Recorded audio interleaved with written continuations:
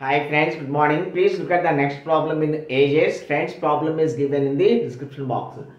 See friends, 7 years from now, Anamika will be, that is 7 plus A. 7 years from now, Anamika will be as old as Malini was 4 years ago. That is M minus 4.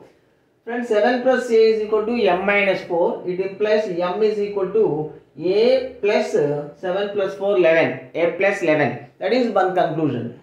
Friends, Srinidhi was born 2 years ago. That means the present age of Srinidhi 2 years.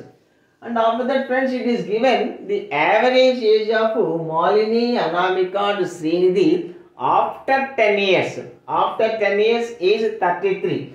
Friends, after 33 means 333 is 99. Friends, this is after 10 years. So the present sum of Malini and Anamika plus Srinidhi is equal to 99 minus 3 tenths 30.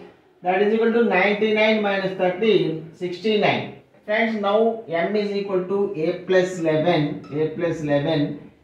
A plus S2 is equal to 69 friends. Friends, A plus A, 2A is equal to 69 minus 13, 56. Friends, A is equal to 28. 28. So, the present age of Anamika is 28 years friends. Thank you.